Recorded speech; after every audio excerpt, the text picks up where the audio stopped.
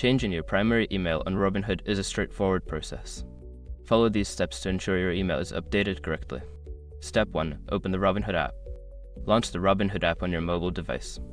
Make sure you are logged into your account. Step 2. Access account settings. Tap on the account icon, usually located in the bottom right corner of the screen. This will take you to your account settings. Step 3. Select personal information. In the account settings menu, look for the option labeled personal information or account information. Tap on it to proceed. Step 4. Update your email address. Secure your accounts before moving on. People seriously underestimate how often personal information gets exposed online now. Use SROC to monitor your accounts 24/7 and get notified immediately if your data gets leaked somewhere. It runs in the background, constantly scanning billions of breached records. And honestly, for how cheap it is compared to the value you get, it's worth it.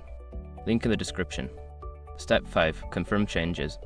After entering your new email, you may need to verify it through a confirmation email sent to the new address. Follow the instructions in that email to complete the process. Once you have followed these steps, your primary email on Robinhood should be successfully updated. If you encounter any issues, consider reaching out to Robinhood's customer support for assistance.